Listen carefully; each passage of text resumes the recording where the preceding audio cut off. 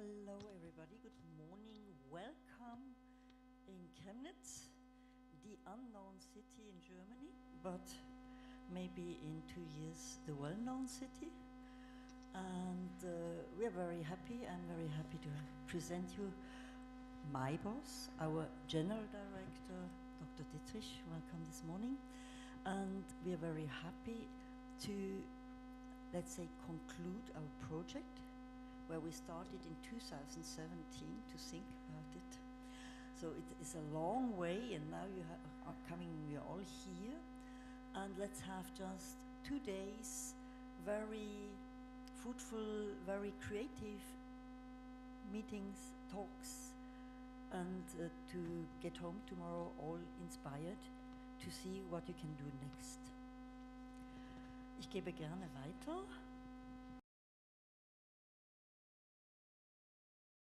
To welcome you as General Director of the theater. We are very proud to have you here. The great project Rail2Dance is almost done. And you are here in our beautiful city, as Sabrina said, to talk about dance. In a few months, we will be the European Capital of Culture 2025 here in the city. The motto is See the Unseen. The whole city is preparing right now. Dance plays for us a very important role. Sabrina has big plans for the theater and for the very new and important choreographic center. The experience of Rail2Dance will be an important building block for this. I just think of the project at the train station in Chemnitz, very impressive, and of the wonderful spontaneous contribution of the school class over there. Trying out new forms is very important, I think so, but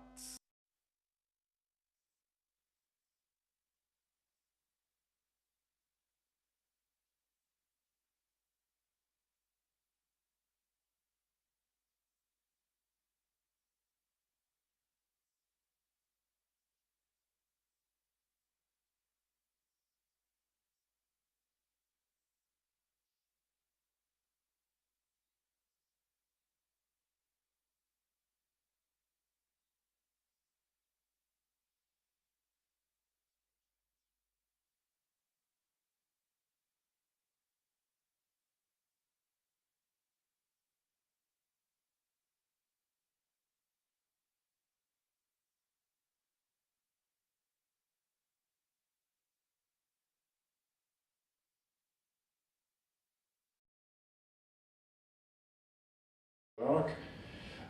Surely, I think she's happy when it is done. Thanks to you for the project and that you are here. Good luck for the conference and have fun in Chemnitz.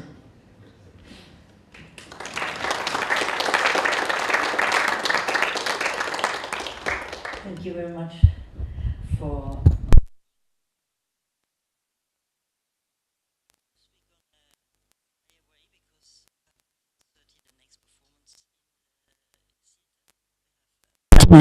introducing the next ballet we're going to perform on 28th of October, and then I jump back just for organization in the restaurant just around the corner for lunchtime, so everyone who wants to join is welcome to come with us. For tonight, we have reserved tickets for you all.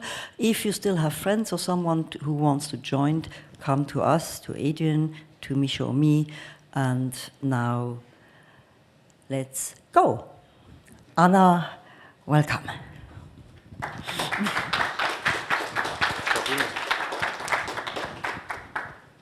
Hello. Thank you. I was not expecting to be here now because I thought we were supposed to see the movie, right? But then I will introduce you to the movie. So my name is Anna Kozonina, and I'm a dance researcher and writer based in Helsinki, in Finland. And I was invited to this project to do a little reflection and a little research on the learnings from the project. So I was not part of the core team, but I was in two spots of the journey, in Tampere in the very beginning, and then in Ljubljana together with the core team, doing interviews, talking, trying to be a little psychotherapist for the project. And today I'll be moderating. Today and tomorrow I'll be moderating 3 discussions where we will try to talk about the learnings and the takeaways from the project, but also to bring the questions that are in the core of the projects a little bit to the broader kind of discussion. And we will start today with a little movie that was made on the tour, right? It will be like 15 minutes video. And then I will invite the core team members, local dancer Oliver, and together with their mentor Anthony, whom I cannot see because he's somewhere hiding behind the column, to talk about the experience of touring. Okay? Cool. Let's start with the movie.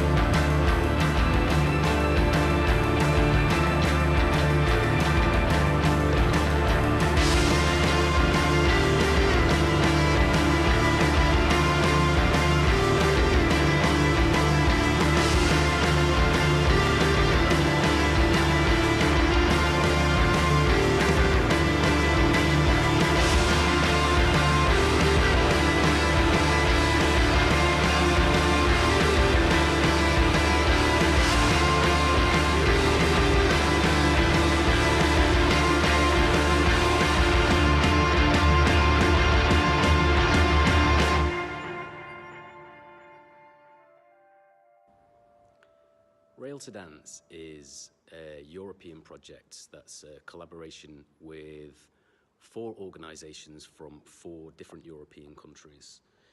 It looks at mobility, looks at sustainable touring, it looks at capacity building, so there's a large degree of skills sharing across different organisations. And it really is looking at finding new and novel ways to engage with audiences and attract and invite new audiences to dance and movement practice. It does this along a journey that goes from Finland, through Sweden into Germany and across towards Central Europe. And all along the way, in public spaces, in the transport hubs, so the train stations, for example, and on the transport itself, there'll be a huge series of events, performances, interactions, engagements. There'll be some very intimate, quiet, small. There'll be some much bigger and obvious that require other artists to join the process along the way. There'll be things for audiences to observe or to interact or engage directly with. It's a brilliant project. There's a lot of work underway already. It all kicked off a couple of months back in Slovenia, and me and the core artist had an amazing time together, really just experimenting, testing out ideas, gathering everyone's ideas and really unpicking what it means to work in public spaces, what the conventions are, what the things we need to consider are in preparation for this huge journey that will happen next year. It was a really exciting time just to share, process, practice, dream, and really test. And the beauty was the sun was shining.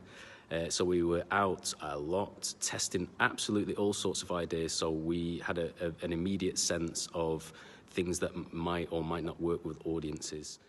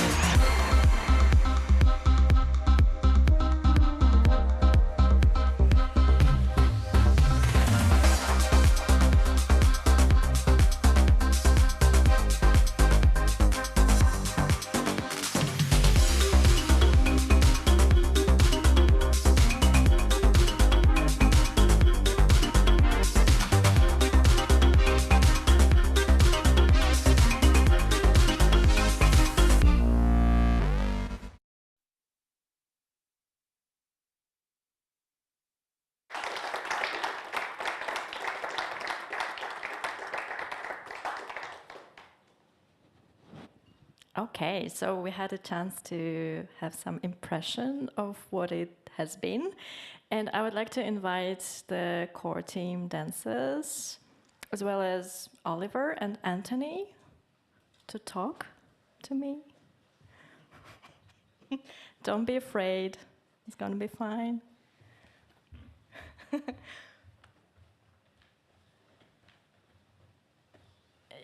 I think it's cool if you sit here. Yes, just follow the mantle.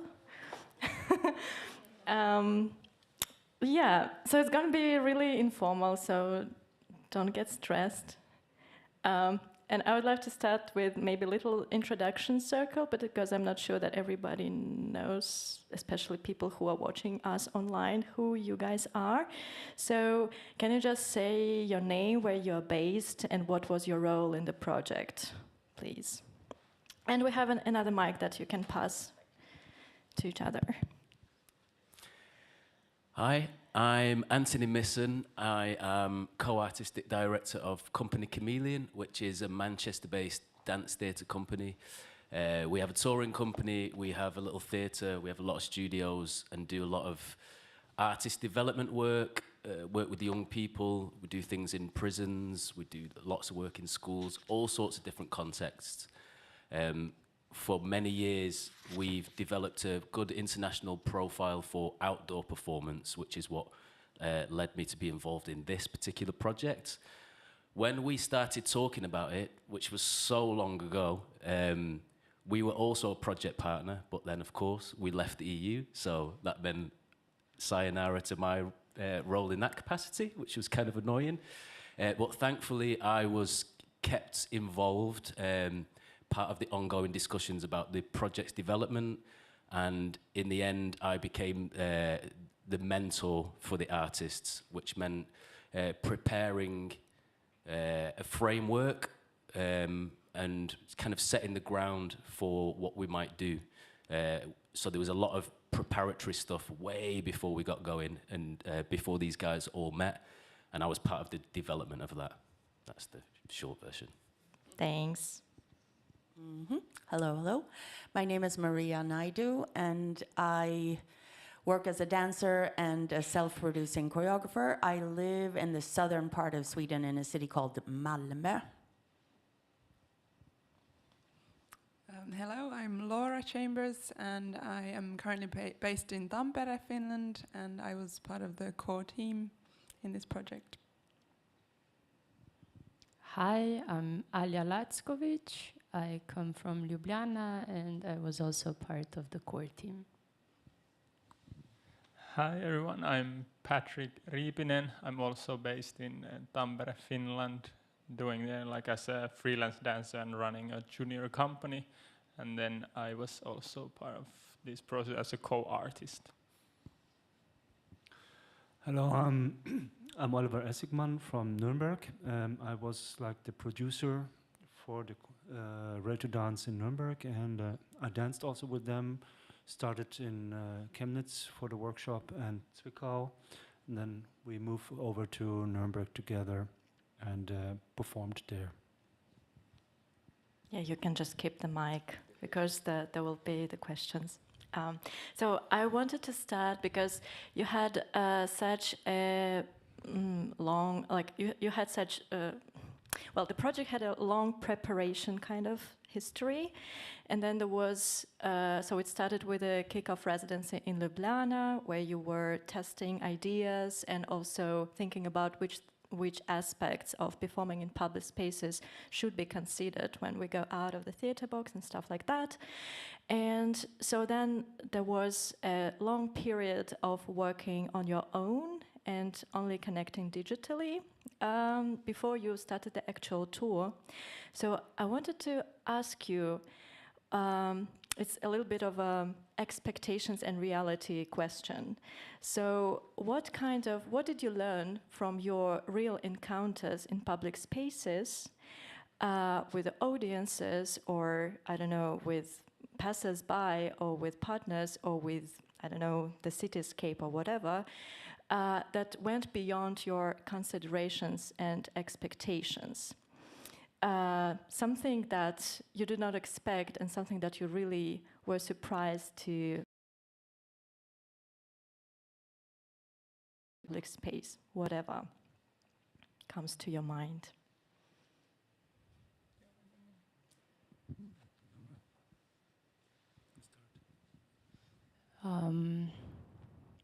Okay. For me, it's like the public demands a specific kind of approaches. It's so different than stage work. I had already some experiences working in public spaces with street theater, where I gathered many tools that actually then helped me with this project. The fact is, you need to be aware as an artist that street is very, how to say, what's the word? Unapologetic. Like, people don't come on the street to watch you. They can very easily just leave if you don't catch their attention. So this is very like rough aspect of the street that demands a different kind of I'll get there, a different kind of mental preparation of the artist, let's say like that. For me, it's like many times as an artist, you have a vision in your mind, you have an idea what you want to do, and then you try it out on the street and it doesn't work. It doesn't work in a sense that it didn't go like you expected it would go. Because the stage kind of teaches you, okay, you have this specific set, you know the place, you know where the public will be positioned, so you can prepare on many things, while the street kind of forces you to stay very open and very ready to change, to adapt, to think of other things. You have also different kind of lights. There's natural light. You have different kind of sounds. So it's like, what if I bring my sound system in this noise that already exists? You have to think on so many different layers that in the theater on a regular stage productions usually you don't think of. And that for me is really interesting when working in public spaces. Like, where is the entrance? Where do people normally go? Where do you want to position them? Can you play with their focus? And how long can you catch their Attention. Exactly. Yeah. So yeah, this for me has always been very interesting to play with, to discover, and I think it's a ongoing learning process, even during Rail2Dance. And I think this is a nice part of those kind of projects, that it is a kind of ongoing learning process. I think the street is never, you never master it in a way. It's always so fragile and, in a sense, very, you as an artist, you're in a very vulnerable position always on the street, because you also have to think of what kind of people are there. You have to also take in consideration the culture where you are performing, how do people usually act, what's allowed, what's maybe not allowed to do there. So this is like, for me in this project, Rail2Dance was interesting to just learn, see what functions for me, what functions for public space, what maybe functions for people of a certain area. And it was also interesting to observe how different countries react to different propositions. This, I'll finish here. Yeah, thank you. Yeah, anything to add, Patrick? Like a fast. I think it's just nice what Alia said about this process of learning and how how you never in a way succeed, in a way, or this feeling that I had that I perform sometimes in street, but this was first time I was so involved and it was so long period of time, and I had an idea, okay, now I have more time to, not in a way perfect something that fights something that really works there, and understanding, and through time it really make me at least personally to understand that, okay, you can't master this space, or you cannot like know what works here, even you go in the same place, because there's different people and different time and everything involves in that. So how rude is this when you use the outside space, how different it is from the set like structure and inside spaces, that you really, it really changes all the time and you never can like master it and knowing, okay, this will work perfectly here. So I think this is a nice realization for me also to understand that there's no like, in a way, end goal in that okay, now I know what will happen there and I know perfectly this is what I need to do, but it's really, you go there as a humble artist and you understand that it will change and you do your best and see what will happen today in that space. And I think for me, something that kind of came to mind from what the previous artist commented, what I didn't expect was how much the practicalities of weather, time of the day, like is it holiday, is it the weekend, is it the afternoon, Monday afternoon, how much that actually affected the response and the feeling of putting yourself into the space. Even if you walk down the street and you thought, oh, there's quite a lot of people, but they are all in work mode, totally different response to, okay, there's only a few people, but they are just strolling and, you know, enjoying their evening. Very different response. And then also something, what Alia said about the feeling of being quite vulnerable there. I think like our personal emotions and whatever we're going through and feeling on the day, I feel like had a greater impact in this kind of work than it would on stage. I don't know. It just felt like it was quite a big thing to kind of master. Okay, I feel really crap, and the people here are not feeling, or like the people on the street are like in work mode and the weather is bad. It felt very, very different. So I wasn't expecting that to play such a big part, or all of that.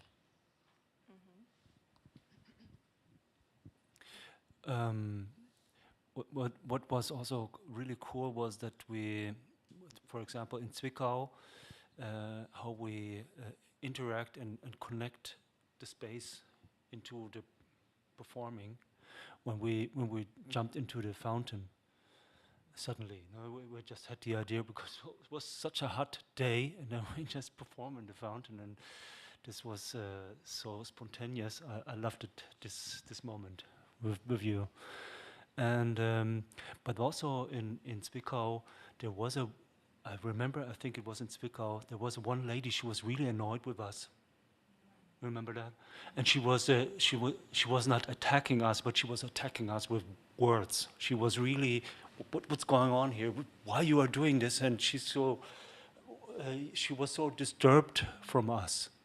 And that was a reaction that was that came just from the heart, you know. It's like also, you know, we have to deal with that too. You know, it's not only applause, or people watching and okay, they give us the attention, but there's also some reactions unexpected. Yeah, that's what I wanted to say.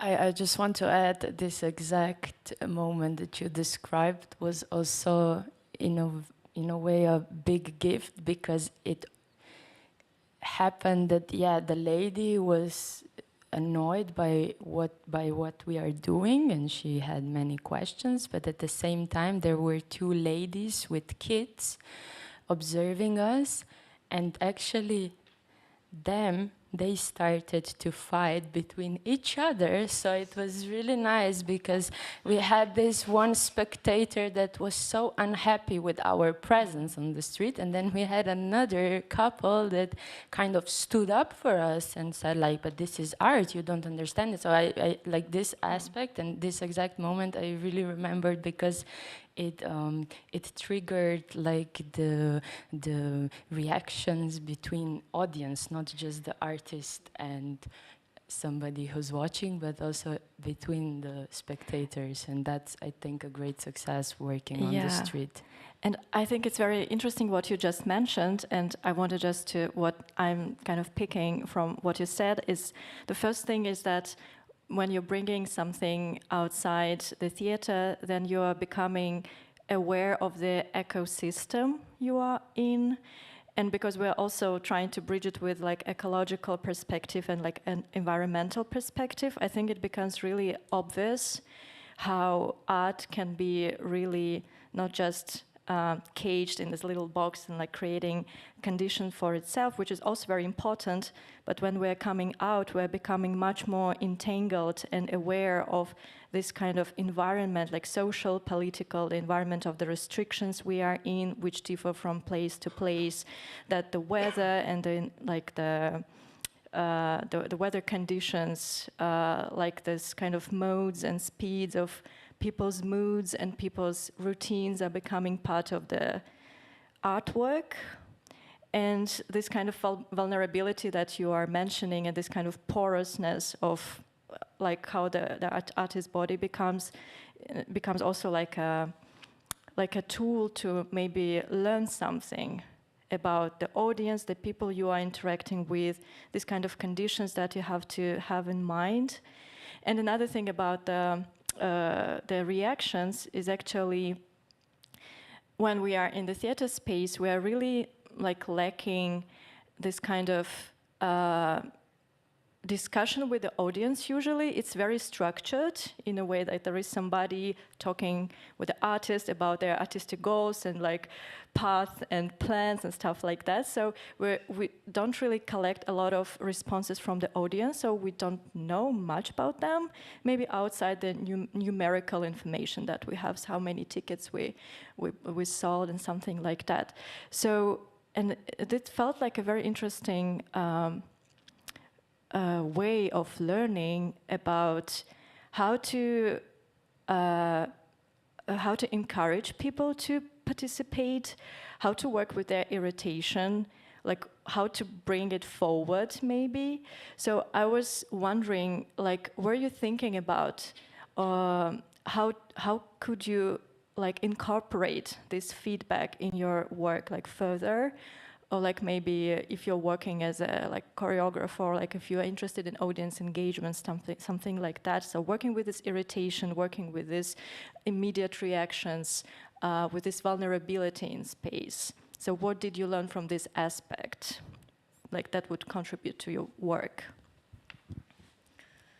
I can't speak for these guys, but something, so there was a big action research period before we got going. So it was all these guys were experimenting in their home spaces. Some of them had artists accompany them, some of them didn't.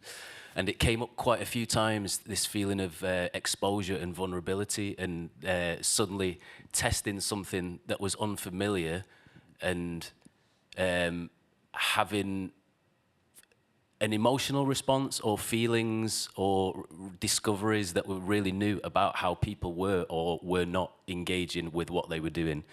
And for me, there's a massive learning potential there, just to go, okay, why did I feel uncomfortable? What was it about that? What could I change about my approach to make me feel less comfortable, or to make observations about how people are receiving it, and then to go, okay, how can this shift to make someone stand there a bit longer, or to come closer, or to whatever it is. Like, I think that's a really serious testing ground, just to go, even with this one little idea, what are all the possibilities around it? Let me just keep challenging myself and making different choices around it, just to see.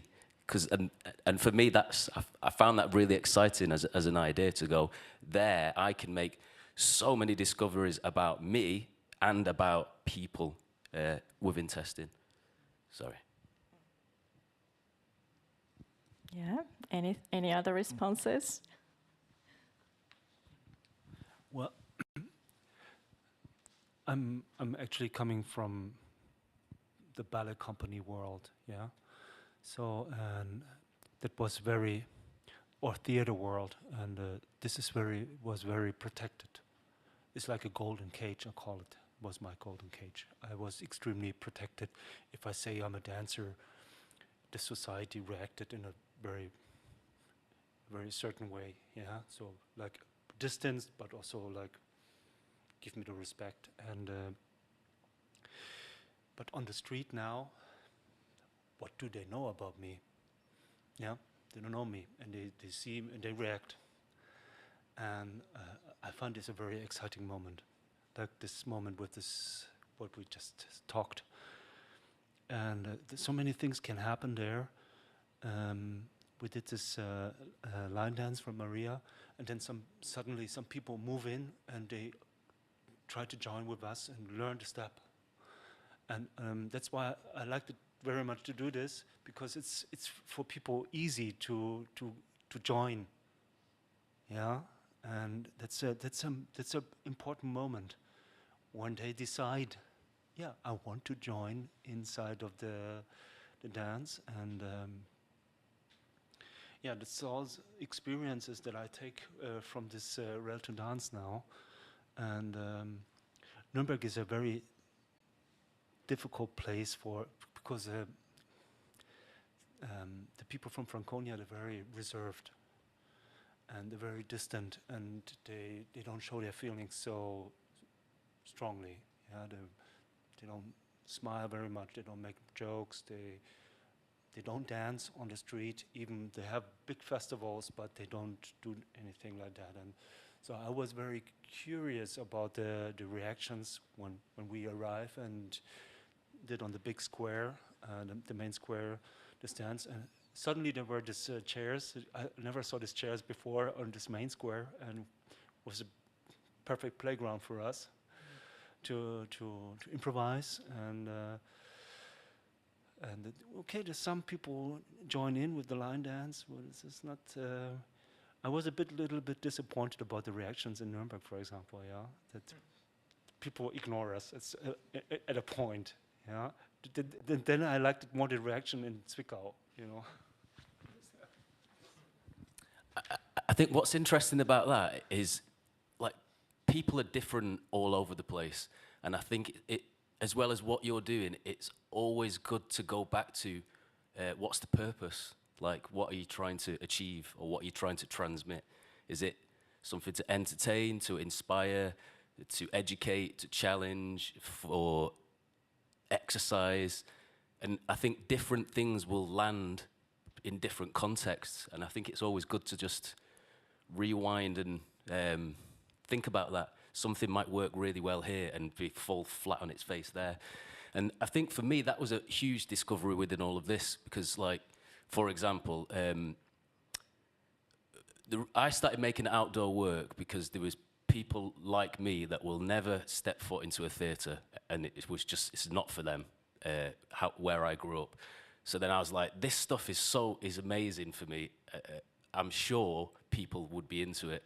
I really want to get it in front of people like those I grew up around that will never see it. And then I thought, I know, I'll make something, take it into that community on the street. And I never really unpicked a lot of what the purpose of that was. I had a feeling that I wanted to do that.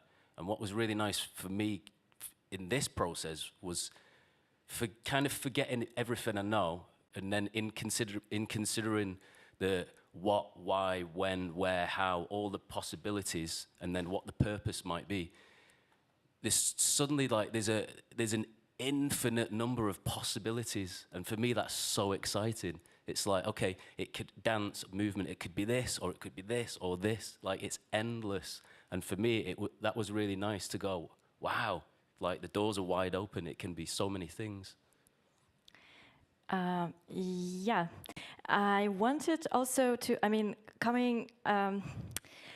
just thinking that we are going to have one more discussion after that, because, like, we are talking here about things that we are kind of collecting, but when we are thinking, I don't know, in terms of sustainability or audience engagement and development, or strategically, we also have to understand how do we work with all this richness of possibilities that we have. But maybe it's not a question, maybe it's a question for like the partners, and also how, like, people who were inviting the project in their places, how they were actually like what they were learning and how they were learning about what to do with those interactions further. Maybe it's not for this discussion, but it's just like for the future. But I'm also interested about this because we're not talking about only public spaces, but also about moving from one space to another. And like a big part of this project is actually being on the move, although staying for quite a long, for like 4 or 5 days in each place, which is a little bit longer than just performing one night show, something like that. And all of you had this kind of two roles at once. So one was like at some places you were just the visitors, like you were foreigners coming and exploring it, almost like kind of from scratch. But in other places you were also kind of guides in your hometowns or in places where you work. You were inviting the other participants, the core team, and kind of guiding them through your spaces and organizing, like you had a chance together with partners to organize this experience a little bit differently. So I wanted to ask you about this difference between being a host in your city and like inviting and guiding this process versus just coming on the spot and trying to do something in an unknown, unfamiliar space. And what were your strategies to work with your local context when you were in your local context? I think actually I was the only one from the group that had full responsibility for choosing places and spaces in the city of Malmö, since Malmö is not a partner city. And I chose the places specifically because they are through places. People are passing through, they're going somewhere. And they are, two of them are places that are through places, but that also traditionally in Malmö things happen there. Like if it's like a big city festival, that's where the concerts will be and stuff like that. But then I also chose places where nothing happens. Like really nothing. If you speak to anyone in Malmö and you mention those places, they would be like, oh, nothing happens there. It's really only like passing through. And one of them is actually quite a big square. And then I also had one place specifically which is in the early part of the day, it's a market space. And once that clears out, this is the place where if you have a public demonstration, political manifestation, that's the place that will happen. So that's how I chose them. My strategy was that we would visit 3 different places every day. And it was 6 places or spaces altogether. So the 3rd day, we would revisit the places that we had already been to. That was my strategy, and if I would do it again, I would spend longer time, because now we had about an hour and a half, 2 hours for each space.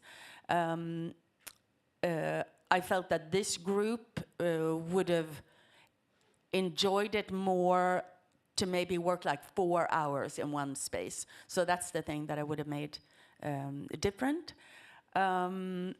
Also, the places that I chose were actually, there was one other aspect, because I thought that the group would stay at a very hotel that was strategically placed in the middle, like of all those places where we were going to be.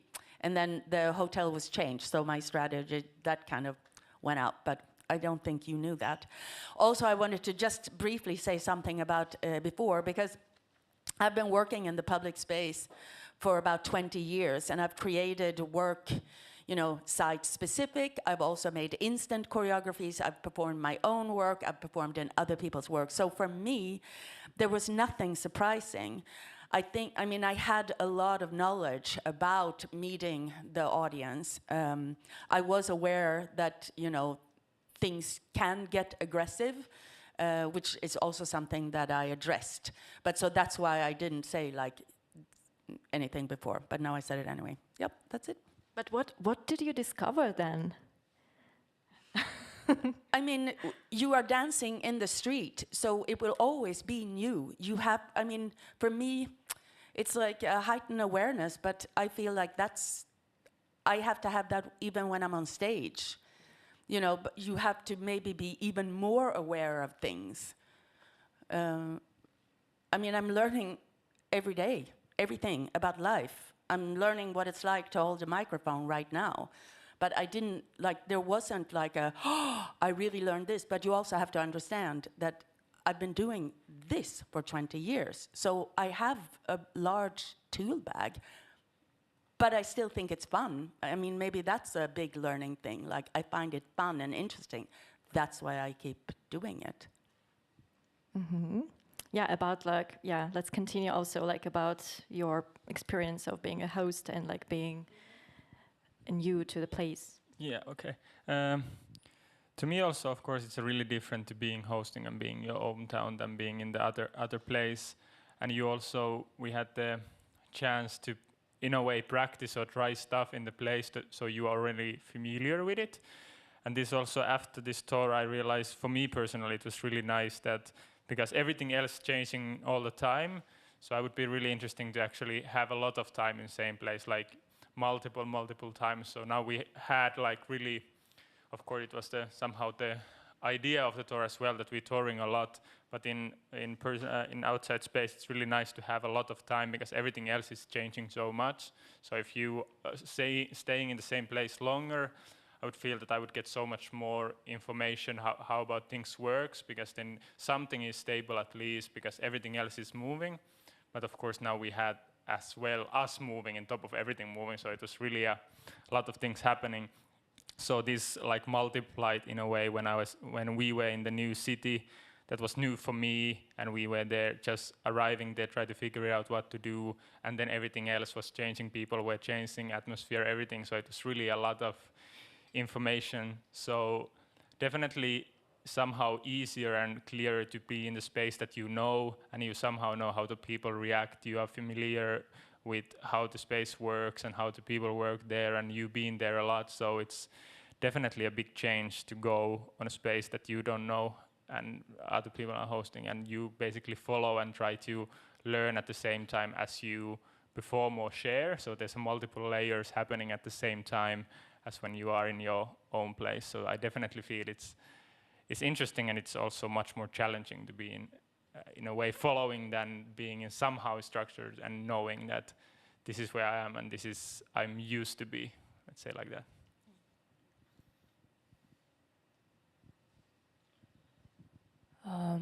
Yeah, for me personally, it was a lot easier to be guest than host, because you don't feel this kind of pressure. You know your city, you know which are the places that are absolutely maybe there could be something going on, and the places that are like, no, we would never do anything like this in that specific place.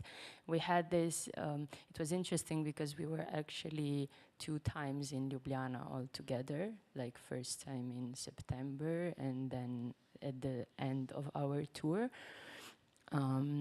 So for me, first time it was interesting to observe what the group decided that the spaces where we want to try things out are. And they were usually the spaces I would not choose.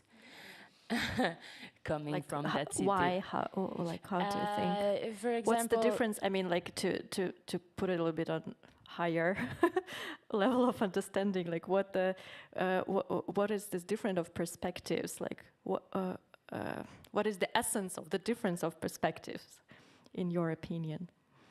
I think it's linked to history of the city, the history of the people that live there. So usually, like, I don't know, in Ljubljana we have certain squares where you know the demonstrations will happen and they're always there, and usually these are not the performance venues. But it was interesting to try it out, because usually out of this project I would never do it. Or then to really occupy a very, very small street where people just pass by. It's usually very touristic street. I would never perform there because it's too crowded, for example, but we tried to do things out there, and it was just interesting, because then when you're a guest in someone in some other country, you're not you don't think about those things because you don't know the city, you don't know So the there history. there is a gift of ignorance. So like it's In a it's way. kind of bad in a way that you're not Yes. aware of anything is happening there, but at the same time you're bringing something maybe new or like a different perspective. But I think it's also good to touch base with people who are on the spot, not to be completely like. But what was out really of- nice, for example, just Malmo,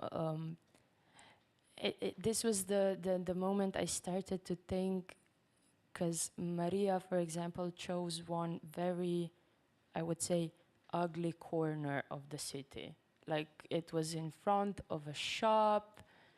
It was very busy with traffic. Nobody stopped there to do anything. It was just like going around. And me and Patrick did our funny little robotic romantic picnic in front of that corner. And what happened, some people actually stopped and enjoyed the whole performance. And it made me think, wow, you can also with, let's say, art, highlight specific parts of the city that you would actually never think of even considering to do something there, and change them, like make them, I don't know, something special for a little while. And this was also interesting for me in this whole journey, to see how you can change the space and give it something that you would never ever consider. For example, like also Oliver said, I never even saw those chairs in the main square that we then used. Yeah, you start to see also in your city spaces through other people's eyes. That is quite interesting in this specific work. Can I ask a question? Just linked. And I think it only happened in Ljubljana. With what you were saying, you have some historical context that would make you approach spaces in a certain way. When it happened that other things were put on the table to try, did that change your relationship or feeling about what's possible in those spaces at all? Or did it scare you? Yeah. But also because I have this, and it's not just about the city and knowing the city, it's also about me. I try to always put myself in a position, would I, as somebody who's walking now down that street, enjoy having something what somebody would propose, for example, what we proposed. So it was not, maybe also, yeah, you're scared of to do something and try, and then you try it, and then you maybe find something new. But for me, it was more like also thinking, would I enjoy being treated like that if I would walk down the street?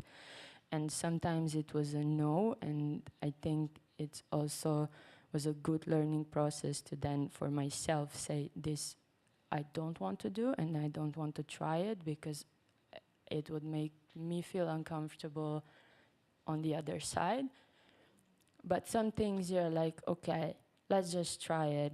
And it was fun. For example, like when we were in September in the kickoff residency, when we were throwing things in the bucket. Like this for me was, I would never think of it, but it was fun, and some people also joined and wanted to throw things on the street. We built like a 2-man tower with the bucket, and then we played like a basketball. And you know, it was fun. Like, yeah. So for me, it's like whenever it's about fun and relaxed environment and not going too much into personal spaces, I'm always up for it to try it. But when this is like broken, I have to consider it if I would enjoy being treated like that. So it's. I just wanted to say a few words about being a host, because I was the producer in Nuremberg. But also, you were involved as a local dancer. As a dancer. I decided that, and I asked for permission to Chemnitz if I can join, because I thought this is a better idea that I meet them before and to know them. And so maybe I can adjust more to a few things that are maybe important before they arrive in Nuremberg. Yeah, so I decided. So it was okay to also perform with them. It was quite fast and quite easy to get another dancer to perform with the company with the project, and. So we went together to Chemnitz, and it was really good to do the workshop with them and to know each other and to perform in Zwickau. That helped a lot to be a host then in Nuremberg. It made it much easier, because if we would have just met each other in Nuremberg, maybe I would not have catched up immediately what they need. Yeah, so. That's what I wanted to say. And then, yeah, for me it was a big pleasure to be the host, because I know my town, Okay, it was not my decision to perform on the main square, because I thought main square is too big. I would have chosen a smaller place, because then the attention is easier to catch from the from people who pass by. But at the end, because there were the chairs, I was quite happy that we chose then this place. The workshop didn't work out because the place that I chose for the workshop, it was too big. And those people who wanted to participate, they missed it. They missed us. Yeah, they came. Yeah. There were 3 people later than I didn't tell you.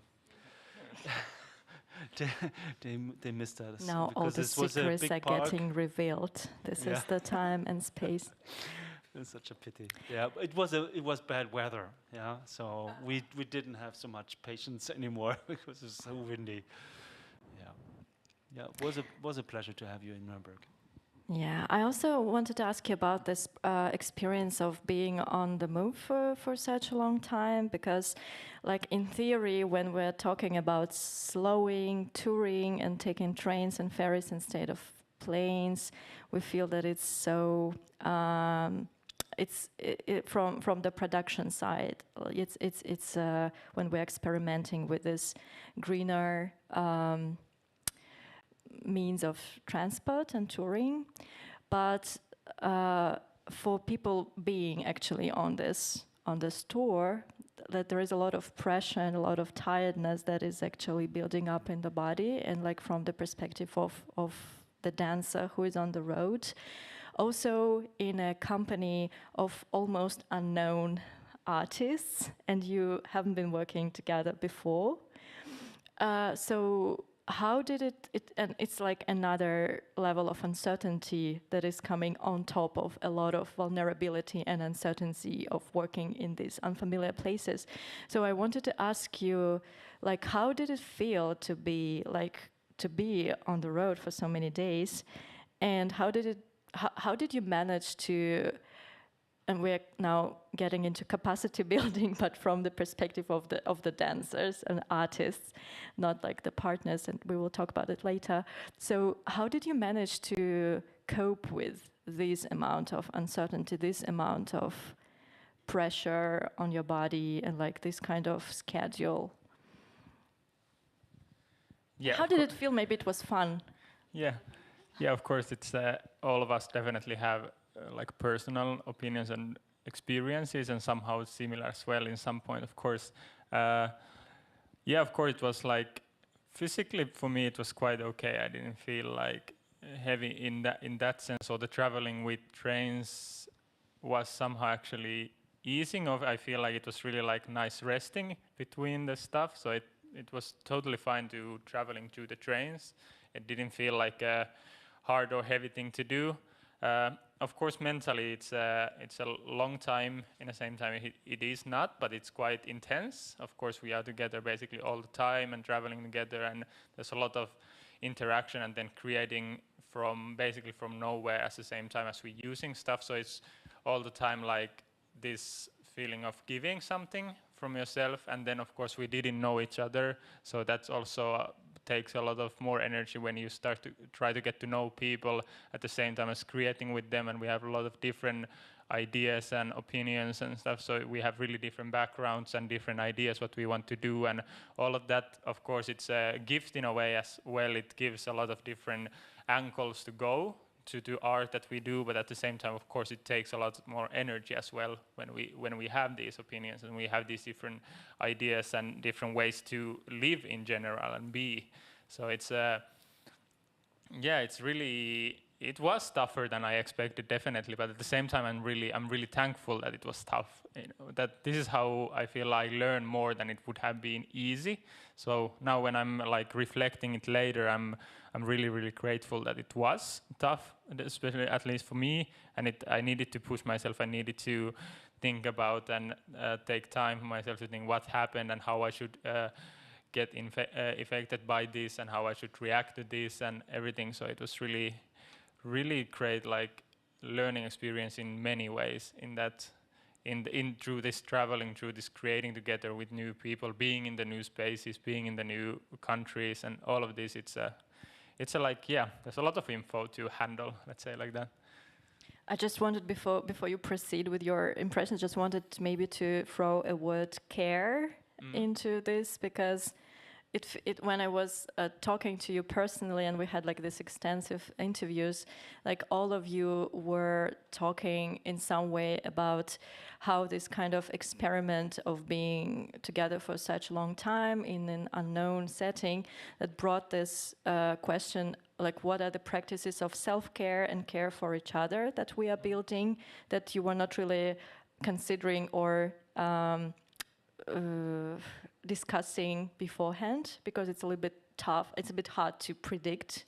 So it's something that this is like capacity building happening on the way, that is all about how do we take care of each other, how do we take care of this like little community, how we are building this little community, how we are then taking care of the space where we are in, of the audience, and like it feels that there is a lot to think about, like from this little social experiment. Yeah, kind of fast for that. Yeah, definitely. I feel that also because there's so much to give, and feeling that needing to be creative and stuff, you give so much out of yourself, so it might take away, at least for me personally, for this caring side that's super important.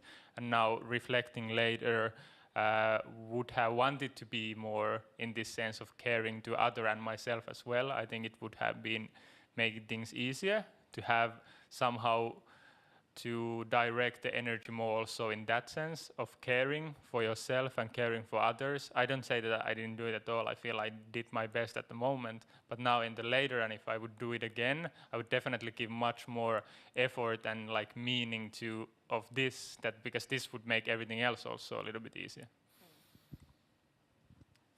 Yeah, I think for me, because there's been a lot of talk about the sustainable touring and about public spaces, which are the two main topics here. But I think for me, in reality, the biggest theme of the whole thing was working together as a collective of people who have very different views and lifestyles and working methods and interests. So that, for me personally, took absolutely most of the capacity and the energy and the thought process. So sitting on the train was the one constant thing on the journey. It was definitely for me like a rest. Moving was a constant. Yeah, sitting on the train was like relaxing. It was restful. Now we all know what we do. We sit here and we know where we're going, and that was good. So arriving to a new space, whether I was a host or a visitor, that wasn't for me such a big difference. It was more the differences between us as a team and as artists, negotiating what time do we work, how and where and when and why and what is interesting. All of those questions I think were way bigger for me personally.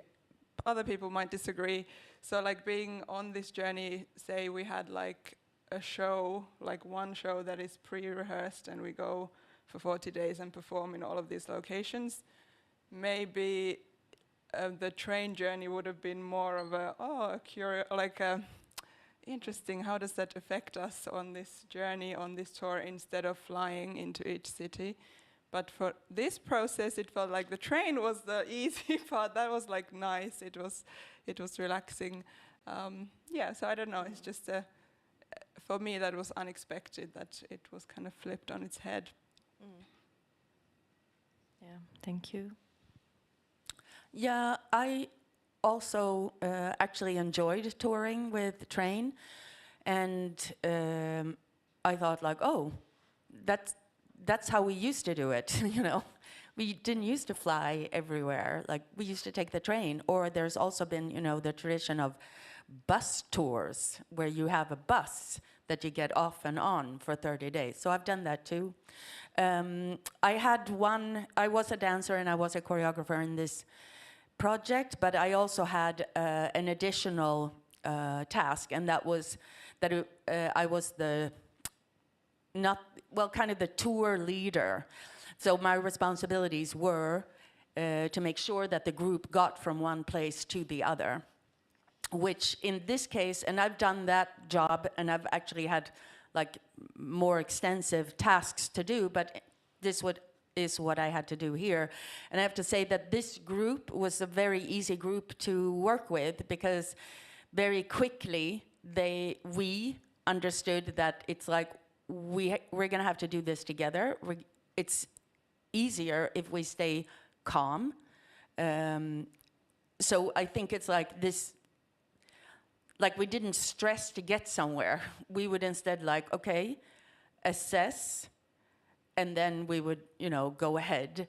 And it was, I mean, that just made my job easier, because it doesn't have to be like that. Someone could have also become a diva and made like lots of drama, and no one did. But as far as I understand from the interviews, also it's more about I really want to thank Laura what you say about like the challenges of working in this diverse group, also without having like shared artistic view of what is supposed to happen outside, like in the public space, and like all the way trying to figure out what is gonna be. And it feels like a lot of pressure on like your creative kind of side, so that when it comes to practicalities, it's like then your kind of survival instinct is saying to you that you have to keep it calm and effective, so that you would have space to be a little bit more open, like creative in your process, because it's so challenging and so demanding. Yeah, Alia. I just thought about something that could be like travel with trains, for me, not a problem. Could possibly become a problem when it's too many changing the trains. Okay, but sometimes nothing can be done about that. Housing is extremely important, because that's your home, and it has to quickly become your home. Even if you're in that place only for 3 days, you need to make it your home. So that is something that I would say, that if anyone is going to organize something like this again, make that a priority. Also, places to warm up, and that's this self-care. But that has to be fantastic, you know what I mean? It can't be like, oh, we found this little like place that's in the basement. no. If you really want, yeah, blah, blah, blah, you understand me. And there was one more thing. Oh, I thought that after each travel, it would have been good to have one day off, also for discovering the city maybe, or something like that. And then I think I brought it up at one point, and then someone was like, yeah, but if you're only traveling 2 hours, and I was like, oh yeah, maybe not. But I was like, no, maybe actually, yes. Like after each travel, one day off. And then people are gonna be like, oh, but that's gonna be too expensive. And I was like, yeah, but we're talking about sustainability on a larger scale, I thought. Yeah, I just wanted to say that like we are running out of time, and probably that will be the last comment. No pressure, but you have to wrap it up.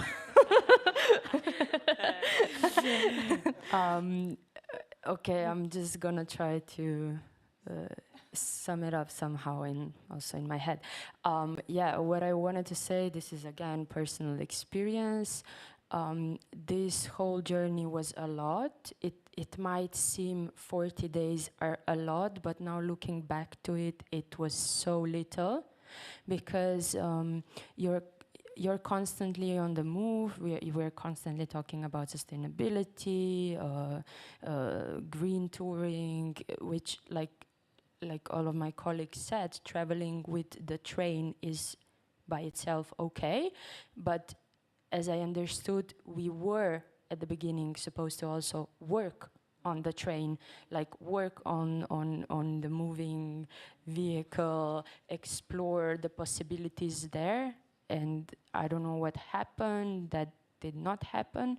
So like then I think, I wish the next projects that will rise up from that is to also think about sustainability of the artists, because sometimes like 40 days and spending 12 or more hours with delays on a train from one train to another, and then the next day it's expected that you represent something, is just like, for me it was physically exhausting, like to give the next day 100% of me performing something, to think quickly, to get together with the group, yeah, to have a workshop, to also teach, like, you know, it takes so much time to be prepared for that. And I think this is also something that I would like to consider in the future. What is sustainability? Yes, like ecologically, on an ecological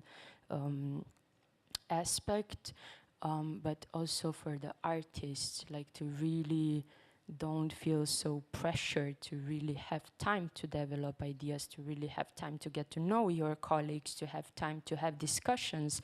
For example, I missed in the whole tour to have, maybe after every city that we visit, a feedback session on what actually happened to us, like how we feel about it, what worked out for us, what didn't work out, how should we plan the next trip. And also this is again me, I was missing a kind of leader, somebody, not necessarily leader, but somebody that would navigate that. Because when you're in a group of such different individuals, at the end you kind of make yourself quiet, smaller, just to adapt to the group, to find the group dynamic, to get along, because you're gonna spend 40 days together, to get on like you have to make your expectations lower, you know, in order to, like you said, survive this journey and to not get damaged and to maybe not hate each other, you know. Like you have to learn also about respect. What's my opinion? What's Laura's opinion? Okay, how can we find the middle way to do something together that would be okay for all of us? So I think in that manner, 40 days is very little time. Like it should demand a lot longer with the traveling, with all the cities, with the workshops, with us performing, with us exploring things. Like, it takes so much more time. Yeah, thank you for this comment. And we were also like discussing that from the outside, what looks like slow touring from the inside feels like constantly being in a huge hurry. And this is also an interesting thing to consider for the organizers, but also people who are artistically interested in this kind of projects. And also we were discussing the figure of maybe a potential figure of a mediator, or maybe like that the mentor could have become like a mediator, like going on a tour, because there is so much in this kind of connective tissue that is needed for the group when we're trying to work like more like horizontally, not in a manner that there is like an artistic director, like, and we are just performers, but when we want to work as artists together, we also need to find some kind of way to navigate the differences, and it feels that there should be some kind of infrastructural level for that. I don't know, like a mediator, or like a person who takes care of all these things, or like a conflict manager or something like that. Yeah, so, but yeah, that this is for the future to consider. Thank you very much for your work and for the journey and for sharing it all. And we are now taking a break, like 10 minutes, right? We are running out of time a little bit, right? I'm sorry about it. So like 10 minutes, and then we are back for the second discussion. Cool. Good.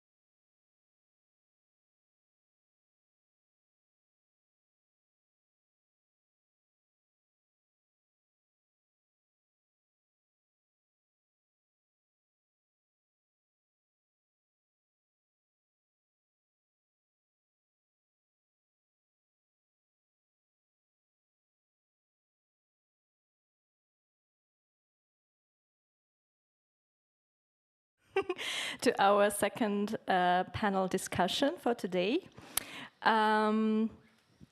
Just a second, I will get the title of the discussion.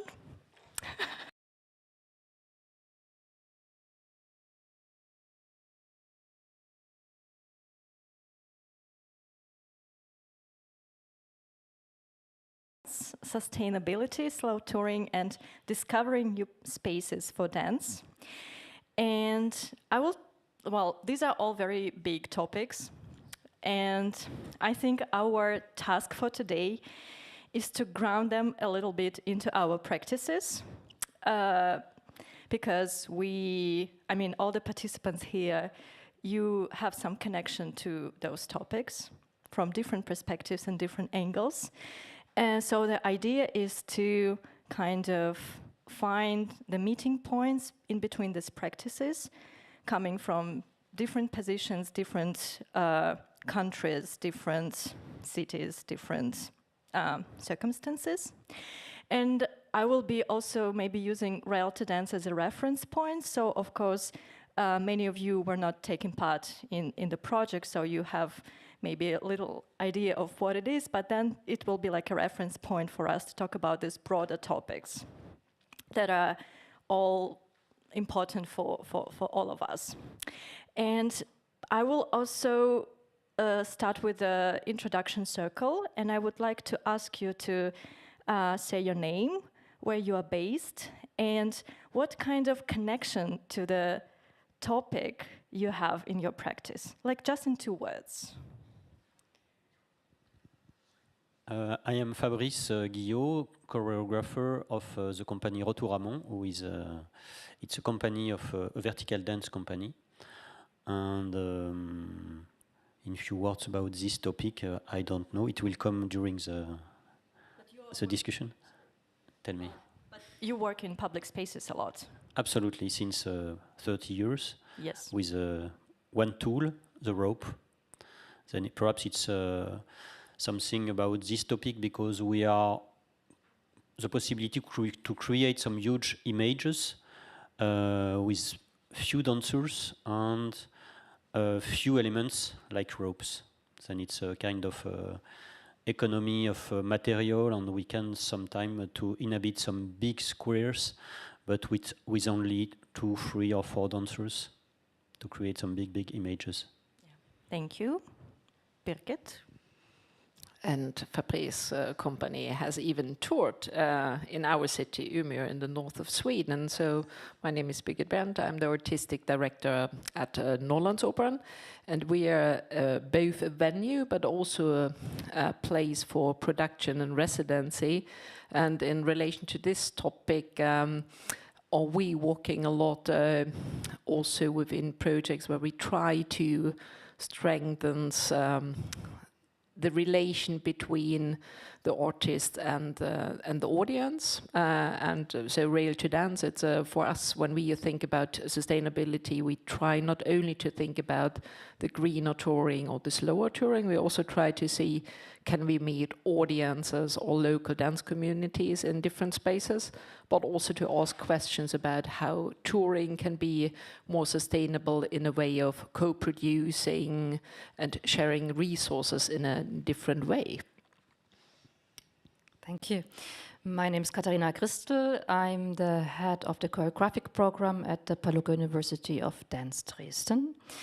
And for this Master of Arts study program, I would say what is connecting us maybe with this subject is also how do we work with material, in the sense of different cooperations we have with a fine art university, recycling material, bringing material on over years actually, which been always a part in the study, and also reflection concerning public spaces in a very deep exchange with the Faculty of Architecture, also in Dresden, where is in one way, from a choreographic point of view, site-specific, okay, how can we deal with spaces, but how we can analyze as well spaces in an urbanistic way, but also architecture-wise speaking, which kind of function have spaces in architecture, and how can we actually embrace that as well in choreography. Thank you. My name is Tove, and I'm an artist based in Stockholm, but also in a small town in the near of Östersund, Trondheim, between there, in the north of Sweden. And my work basically is of creating meetings between peoples, and I have worked a lot with civil society collaborations in my work. I do interactive works and also set and costume design. Thank you. So I'm coming from Dance Theatre Ljubljana, Plesni Teatr Ljubljana. I'm Katja Somrak. We were the partner of Rail2Dance project. We are based in Ljubljana in Slovenia. We are a production house venue, and we also have a festival. So concerning the future for creations in dance, I think we are always improvising, or I'm trying to figure out the new ways how to approach and get the audience to watch contemporary dance, which is still, I think, a huge problem in some parts of the Europe or in the world. And I think what we need to consider is also that in this new wave of like financial crisis, I think we need to bring the dance and the art to the audience, so outside, and to be really approachable. So I think this is something what we are trying to do in our future. Thanks. My name's still Anthony. I'm still from Manchester. I think what connects me to all of this is I use what I do as a vehicle for social change in a lot of ways, and I think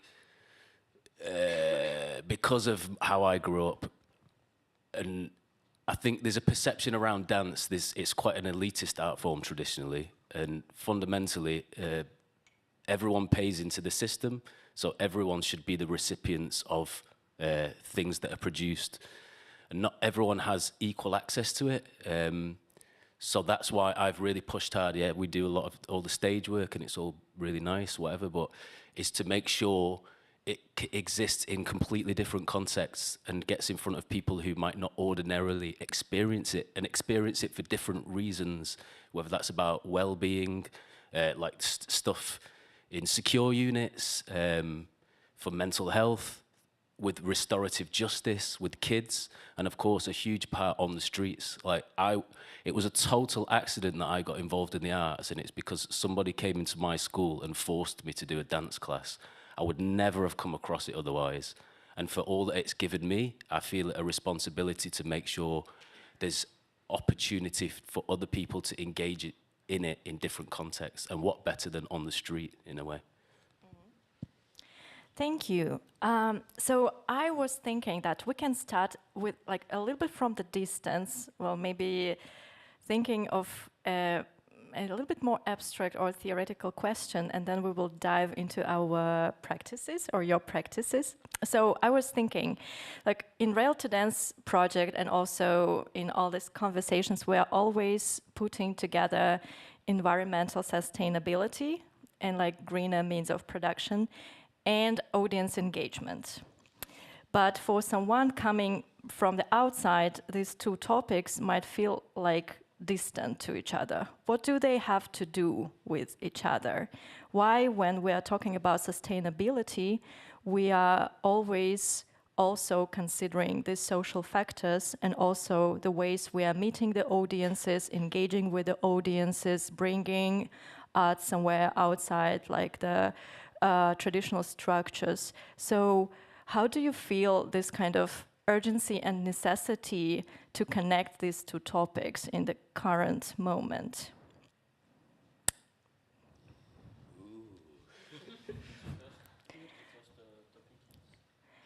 The first is like sustainability, sustainable, like, yeah, in relation to the audience, yes. Very good. I can make a start. Please. Well, always when it comes to sustainability, and I mean, it's actually always the same starting point. You try to establish a more long-term relation from different perspectives to be more sustainable, because everything is about putting a longer effort, more resources in either it will be the development of a project, or how to invest in a artistic practice, but also how to build a relation to audiences. So I think if we are talking about sustainability and how they are linked between the artistic practices and the greener touring and the audience engagement, it's all about how to build more sustainable relations between the people, the humans involved. So if you get the chance to make the same person, if it's with dance workshops or with performances or in an audience talk, if you get the chance to meet the same person several times, of course you start to establish a relation. And it's the same with these kind of projects as Rail2Dance. What we as Norrlandsopern were mostly interested in this project is not only the greener touring and being on a track for a long time, but it's also the question, is it possible to build relations in a team that doesn't know each other very well, but also the question, is it possible for this team to establish a relation in a very instant moment in public space, but also with people who don't even know in the morning that they will be approached to build a relation with a random strange performer. So I think it's all about this relation building. And just as a very quick example from a different EU project we've been working with and still working, where also Tove was involved as a costume and scenography designer. It's called Dancing in New Shoes, and there the perspective is to invite audiences in a rather big group of 30 people over a period of 3 years to take part in both workshops, artistic encounters, and now in the final ways to set up their own community performance, guided and in co-creation with a choreographer. And what the interesting thing that happened from a sustainability perspective is that all of these people involved, they really developed a very unique language to talk about dance, but also to ask questions about why does the artistic process needs to look like this? Why do we need resources for this process? So also to gain a bigger understanding for each other's processes of experience and production. I can stay there. Thank you.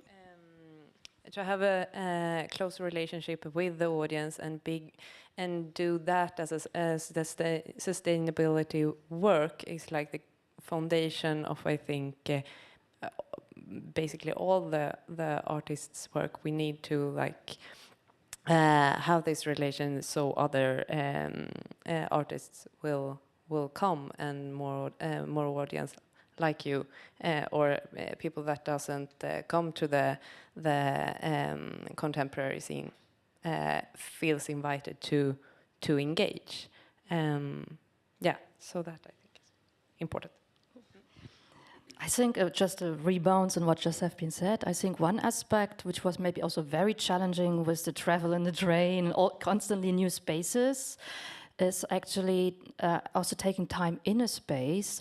And we did once an experience, we do it actually every 2 years with the architect student. We are working outside. The whole seminar is outside. It's placed outside in a park where people come, they have their barbecue, they have their birthday party, they have different families, and they wonder, of course, what happens there. So bringing creation process outside of the theater, outside of the studio, but so bringing it into a place which is a public space. And this also, it was enhancing possibilities, and people, what are you doing here? And then you get in a conversation, and it made people curious and gives also a bit of a welcoming adjustment time as well, that it's not, sometimes can be also very surprising, shocking to have like now a performance, what's that? Or do I have time, do I stay? Or is it in a space which is actually developing over a longer time and the people they're getting used to and they're back again and they do something else and they talk, they put post-its and discussion rounds and then they start to build something and then they start moving. So they're actually observing a process, and that I found very interesting. To do so, and also just relating this, having a whole process outside, without electricity, without a roof on the top. So being exposed to weather, being exposed to temperature, it made to us as a group as well a different slowing down somehow than being rather than inside of the university or inside an environment where we normally work. So I just wanted to bring that in as a thought. Yes, please. Sorry, can I just like clarify from Katarina, because you said like it makes us slow down. How does it work? Why is this exposure kind of pushing you to slow down? Because it's the other thing we are also kind of talking about here. I would say in anything in where we work in, if it's an office building, is a university, is it a theater, it's all kind of function related. It has a system in a way of like organizing everyday life. And so suddenly being outside of this environment, everybody is not exposed anymore to that possibility of meetings or the possibility, oh, there's a fast question or there's something that. So there is less moments where you are suddenly switch subject. So you stay more concentrated, you take more time for conversations, you take more time for reflecting, you take more time to listen. We took much more time as well to observe. And I think also, as it has been mentioned before, that the artist has time also in different moments. I think it's also very important to have a certain resource as an artist to fill in or to receive, to reflect, to analyze. And time is a big aspect, I would say. Thank you. I would just like to follow on from what you were saying about taking rehearsal and practice out onto the street. That's not just in a performance context. I think why that's really valuable is it demystifies what it's all about. Like, you can see this is real people moving their bodies and they're just like me and you. And I think, it's become professionalized and there's funding around it, but it's a fundamental part of the human condition. We've always sung songs, we've always danced. And I think just to give the space to go, oh yeah, it's that. It's actually a really basic human thing. It gets more people involved. So we can talk about building audiences, and if we don't build audiences, then the resources are not going to follow. It's going to shrink and shrink and shrink. But I think there's different ways to go. You can participate in this. We all know this. So I think it's looking at it slightly differently. But in connecting it to sustainability, it's an interesting one. Like, for us, we're an internationally touring company. It's not practical to get a train all the way over there to do a show and all the way back. So we have to get planes, and we have a carbon footprint. Touring in the UK, we have an electric vehicle, which on the front of it sounds great, but how's the battery produced and all of that? And where's the power come from originally, and what's going to happen with the battery after? And we get on cycles of, we've had everything has to be digital. Diversity has to be built into everything. Environmental has to be built into everything. It's like, there's so many things that you have to cover as part of funding agreements. It's, I don't know where I'm going with that, but it's challenging. We'll get to the challenges and criticism a little bit later, after we understand what we agree upon. No, I just wanted to link to what you said about taking the rehearsal out to the streets. You can also think about the whole production chain like a co-creating space or invite people to be a part of that. I have been doing some working with embroidery societies and had amazing results. Like more than 100 embroideries from all over Sweden was sending us embroideries to make a costume for a show, and that embroidery like community built a great audience for us, and also came with their friends, and I don't think they were even going to see this show if they hadn't been like a part of the co-creating process. So it's not only the rehearsal that can be open. Yeah, thank you for sharing this. I just had to make a move kind of from this. Well, we all agree about that it's cool to be a little bit more exposed to people outside the theater and to make these new encounters.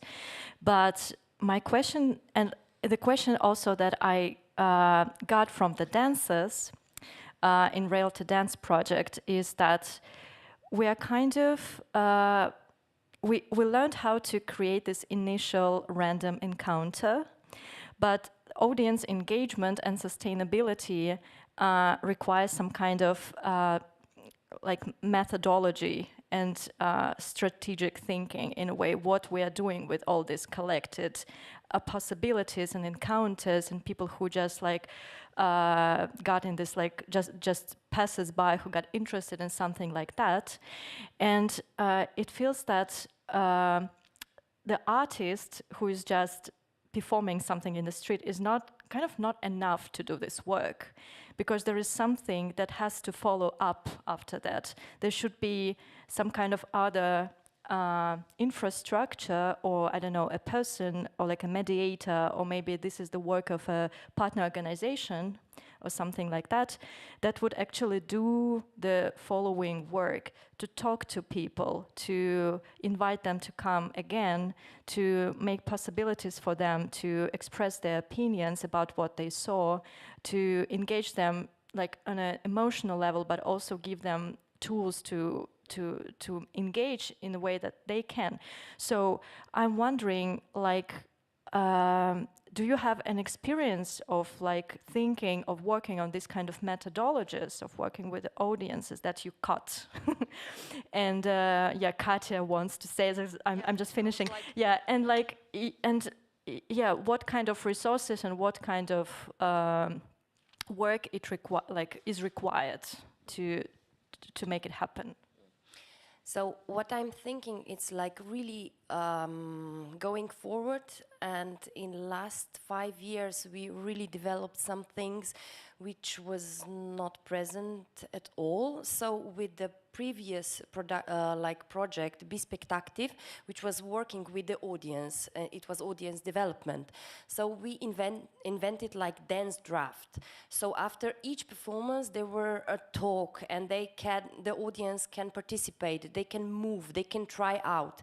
And this is something what it takes time.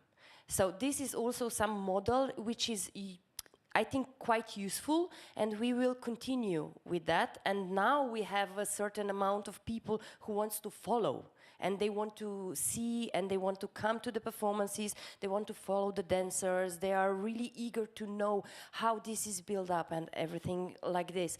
But then what I think it's really good, that you actually think about how to connect with other art forms. For instance, we are doing the collaborations with the Light Guerrilla Festival, which is the light festival, and we are adding the dance performances into that. So we have different audience who are just following that festival all the time, and then they will get additional thing, it's the contemporary dance there. But it needs to be really properly done, and it also takes time. So in this cases, I think it's quite interesting to also research all the options. And when we had the festival in Ljubljana and the ending of the Rail2Dance, it was really nice experience that we put it one part of the performance for kids or for families in the botanical garden. And they could follow, they try out things, and the result was, could you do it each month, please? I would like to come, like, regularly. So I think this is some kind of thing we need to follow. I would really like to relate to what you said about, I mean, all of these questions from audiences or new audiences that got interested, that ask, oh, could I come back? Then we are all dealing with a lot of projects that are these one-shot festivals, or there is a one performance at the time. So the demand, but also the need to come back and to have these long-term projects, I think this is really what makes the difference when you build an audience. And sometimes I think, I mean, all of us who are not walking in the big cities, who are walking in the more, I mean, smaller and mid-size cities have nearly a bit of a better start position to do that, because in the first place you're a bit more visible as a place or as an organization that can provide a continuity, and you're a bit more visible with your different offers to people who are not yet an audience.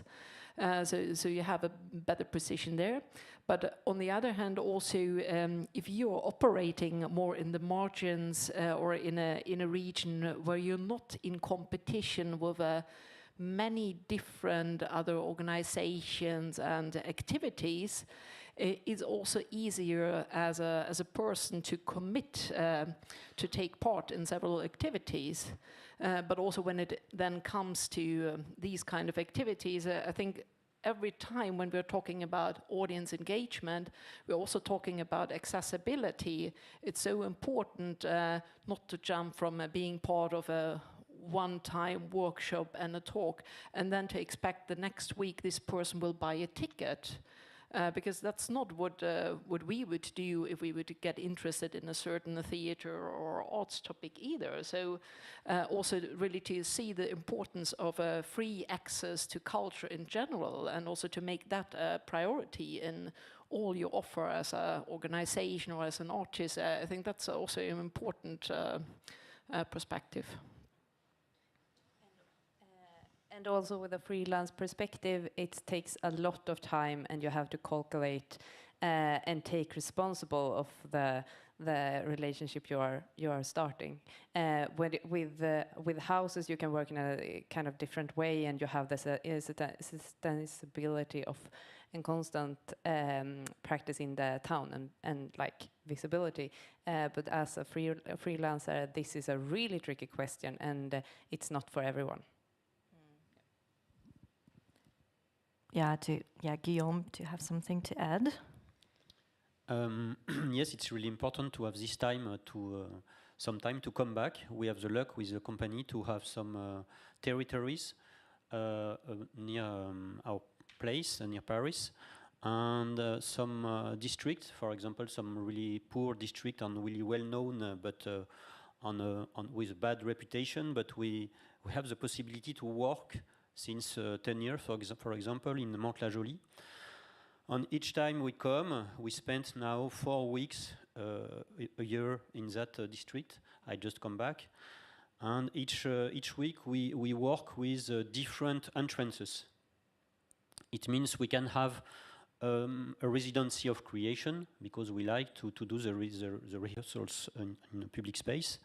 It's really interesting that because in that space, people say nearly all the last repertory for the 10 last years, and we would do also some workshops outside, inside. We do some film. We will create now a fiction film about the relation of the transformation relation to the people, to that space with in complete transformation. And there is also something really important, it seems to be a little bit far, the notion of nearly recycling the city. For me, the city, it's nearly an apparatus, a huge apparatus. I don't know if you understand what is an apparatus. Apparatus, it's like a trapeze, Chinese pool. For me, really easily, this space with these two pillars, these stairs can become an apparatus. And it's really interesting to reconsider the vision and the perception we have to the city. And it's like, for example, with vertical dance, it's really easy to understand. A wall is it's a limit for all of us pedestrians. We can't go through. And with vertical dance, it's not a limit; it's an opening. Then it's to recycle the city. It's to consider the city, the feeling we have, all the limits. They are not real. We can imagine completely something different. This is to a large scale, this notion of reconsider or recycle the city. But it comes also from an experience of at small scale. I like this image.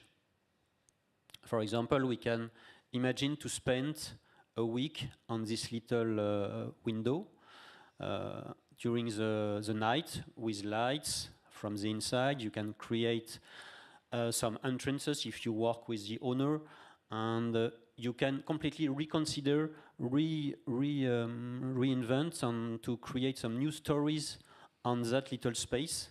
And it's just when we have the luck to spend some time, we recreate the space. And it's a notion of recycling the city. It's about sustainability in a certain way.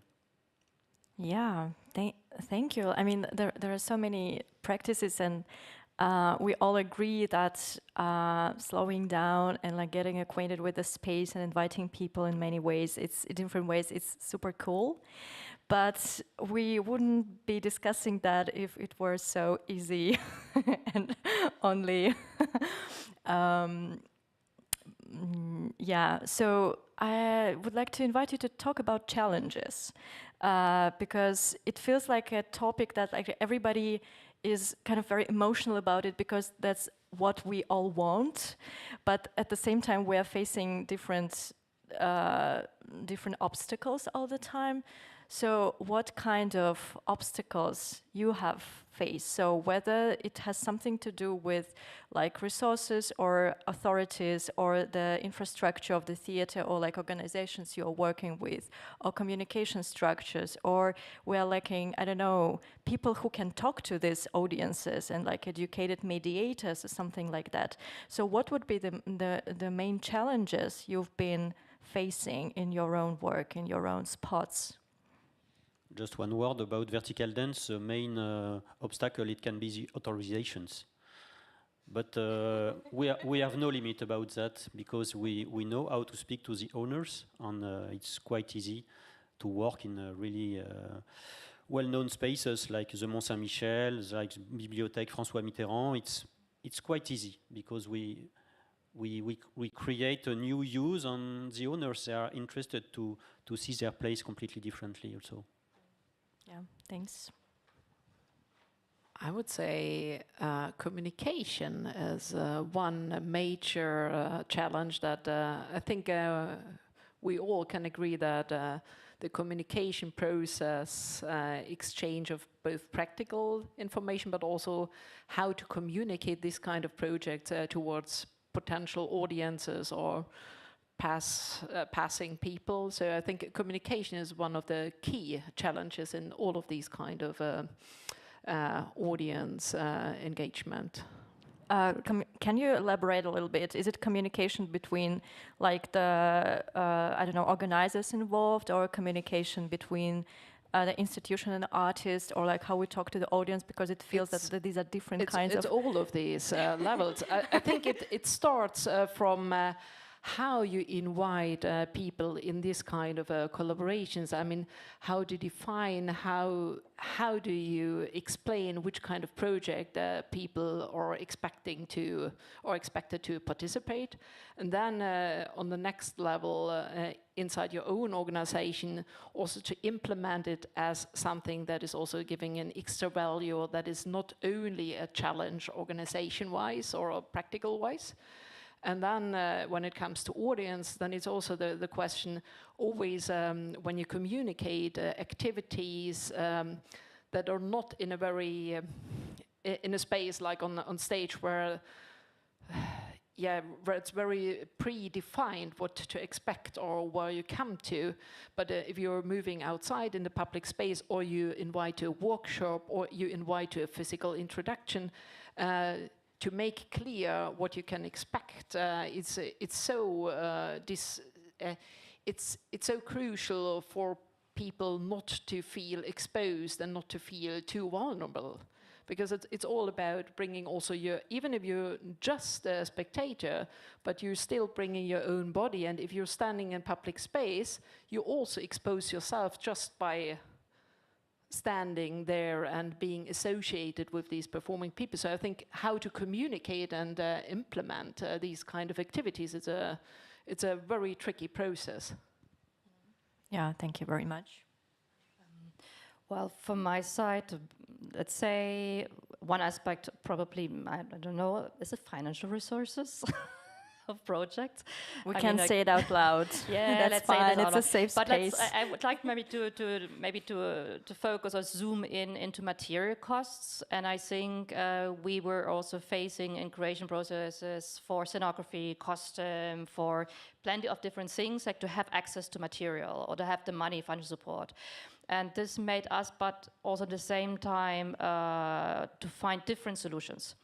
And I think that could be also to connect more different institutions together. If you take, for example, a museum, when they do an exhibition and they have different installing, that sometimes those materials, they go in the garbage bin afterward, and they build up a new exhibition.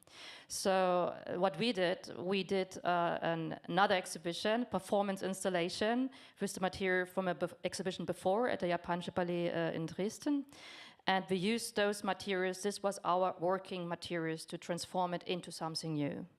And from that point, we kept it always going with the Finance University, with the Faculty of Architecture, that we always would like to have zero concerning engaging new material buying, but always recycling. So bringing in partner or finding material to be transformed, to have a second life. To go further, also we have outside performances every year in the summer on the island in Hiddensee. So the last 2 years, the scenography is transforming, but the material is exactly the same. So that's not to add new material, but actually we even used material from the GDR time, from the university. So it's like really trying to find solution to actually the lack of financial resources. But in the end, it brings also an aspect, how do we work with actually material? And how can we be there as well, partners of exchange, like as you explained as well, with the partners of embroidery. Yes, exactly. So how can we also enhance new partnerships, and that material is ongoing living and not produced, used, and thrown away? I would say +1 on communication here.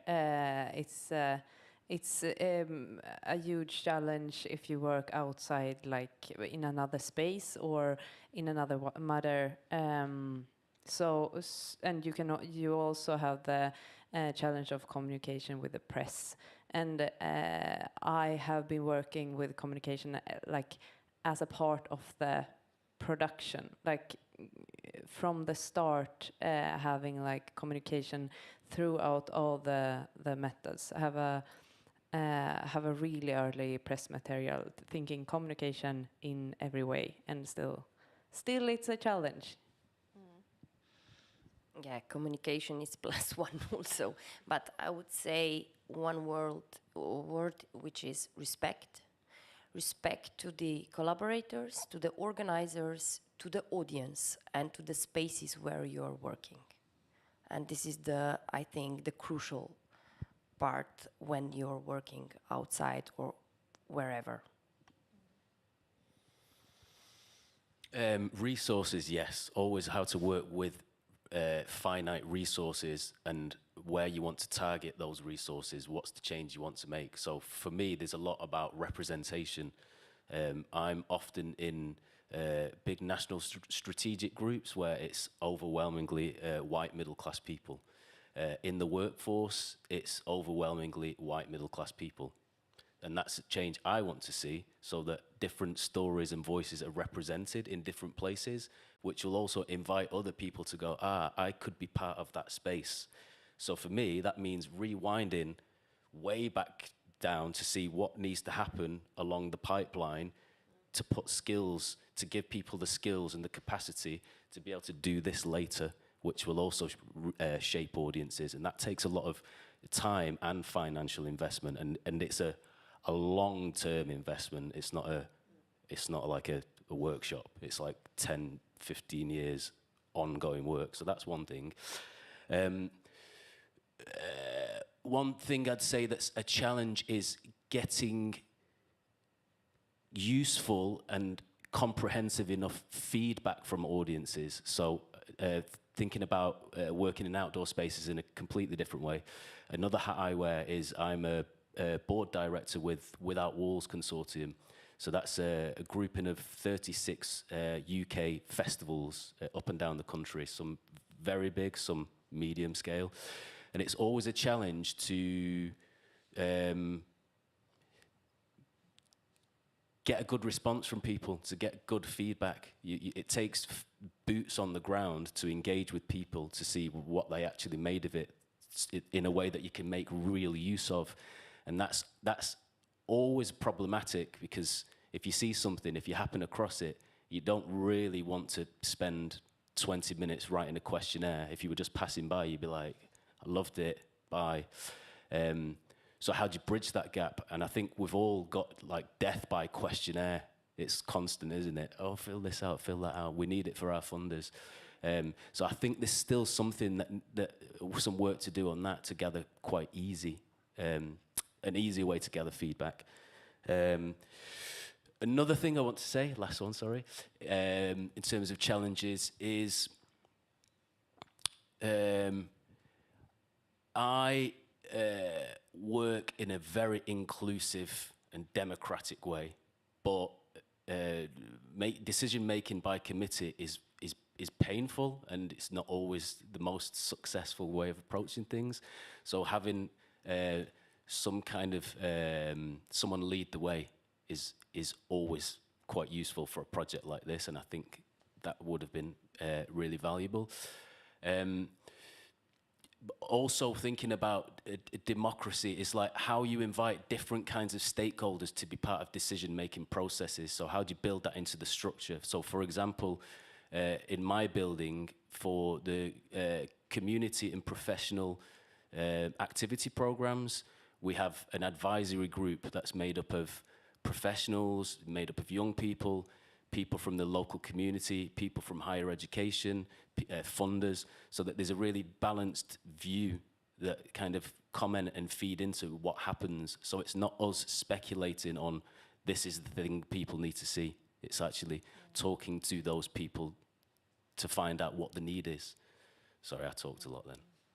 Again. No, thank you. That was really valuable. But it seems to me that, I mean, I don't know, I have a feeling that we are holding something to ourselves, because if communication was the only challenge, that sounds too easy, no? No, I mean that it feels that we could unpack it a little bit, because if we are talking about an encounter, so that we are organizing an encounter with someone, and then we are, it's in our it's our responsibility to lead it somewhere, but not like to push it somewhere, but to kind of co-think with these new people that we are inviting through these encounters. And it feels like a much more complicated process than just communicating the message to the audience that we, just want to send or to deliver, right? So I was thinking, like, one of my questions was, how do we actually learn something about the people we encounter? How is this process of, like, how the audience, the potential audience, the audience to be actually becomes the audience? Because people we are meeting in the street, like, they're not audience yet. They are like, there's some strangers, they might be interested, we know nothing about them. But how this process from, like, these encounters being brought to more sustainable, or like further kind of steps, how is it happening in your organization? Or have you thought about it? Or is there a work to be done in this direction? How do we learn about these people? Maybe it's connected to the feedback that you mentioned. Also, how do we get feedback from them? How do we organize the spaces of sharing with them?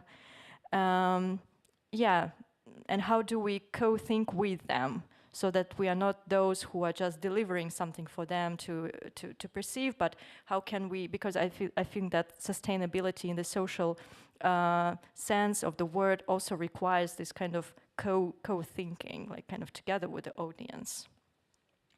So have you, heard about it or done something about it, or what is needed to be done?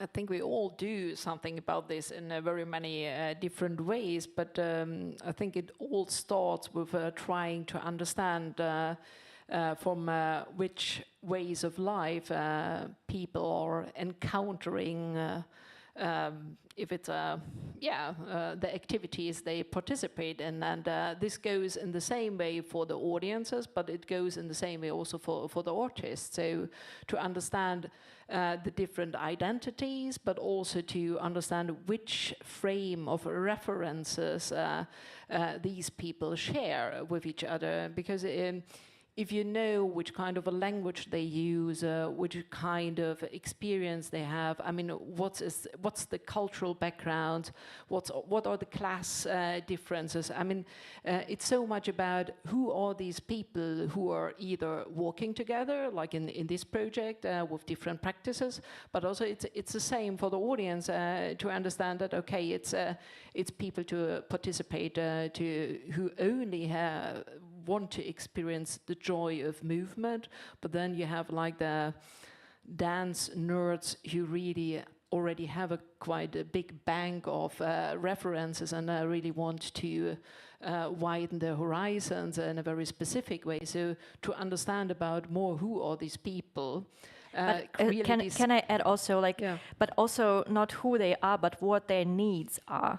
Because if we're thinking about how we want to be in connection with the people, we want to know what they need from dance, because they can cover so many different needs from this kind of activity, and this is a very interesting And to point. understand these needs, we really need to know who they are, because also it's not always easy to articulate what you like to get out of a project, and especially if you're starting.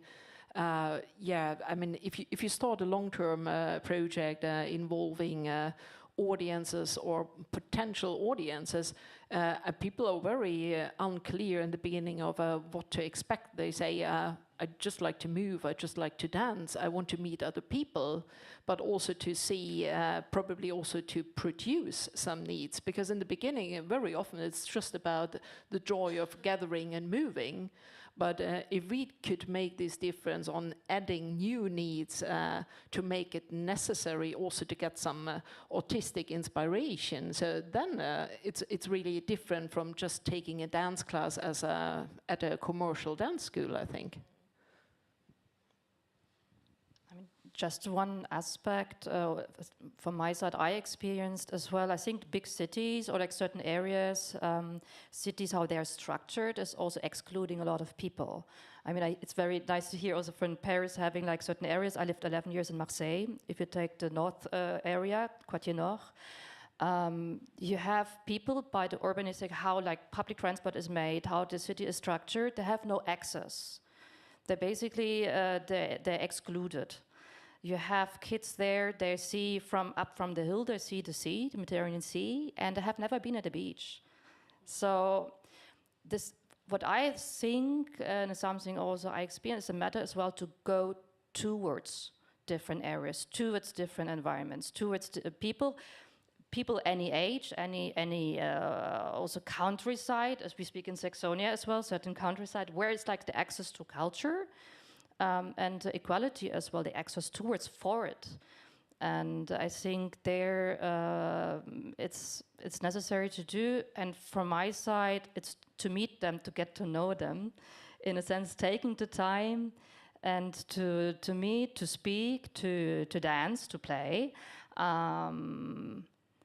Yes. And again, one more time, would say time. Time actually is again this factor. Yes, I just wanted to share this because also the company I've worked with, we were active there to go into the schools, to go to invite students and pupils, and as well here as well at university, we have actions to do like performances for ages like 12, 14 years old. Where normally they never would go to a theater, they would never see dance, so it's not really the interest. But so like to go towards those different generation and different areas is also to bring in access, because sometimes dance is also very it's like really excluding people, many. And I would also like to add constant conversations and like interacting with the audience, like on a daily basis, and doing that. I often have like basically Facebook groups for all the pieces I do, and there I collect, and also they are really open to share their experience and experiences throughout the process, but also after the piece, and sharing it with other participations and collective. Connecting with each other, and that's a really helpful tool for me to connect with them and take their experiences with me to the next piece, and also collect them and bring them to the next piece. That's a really good point, and what the point I was going to make in relation to that is comms. It's like, how do you start talking to people, because you won't reach the same people in the same format. So yes, Facebook groups, emails, where you place ads, but in the local community where my building is, there's a lot of digital poverty. There's not a lot of, there's maybe one laptop to share or a tablet to share between 6 or 7 kids. So then it's better for a leaflet drop straight through the door saying, hey, this is happening on this day, or to put a little advert in the shop window, because it's like to really think about where your messaging is and what the language is also. Like, you have to really put a focus on making it fit for different people. Yeah, thank you. Merci. It's important what you said about to work with different partners in a city. We have the luck sometime in certain city where we are working since a long time to work with sometimes 20 different partners. It can be a museum, it can be universities, theater, festival, social places. It can be also the organization of the owners of the buildings. And all these different organization structures are thinking they are the city for that section. Architect also. But it's really interesting to cross all these partners and to make them to organize some meeting and to work together. And each structure has also its own public, his own audience. And there is a moment with this long scale working, you are integrated to the landscape, to the cultural landscape of the place. It's for that reason I really like to work again and again in the same places. And what you say, it's that dance, of course, is not the solution for all the problems of the city, But if you are crossing all these practices, all these point of view, you can, at one moment, be one element of the reflection of the problem of the city.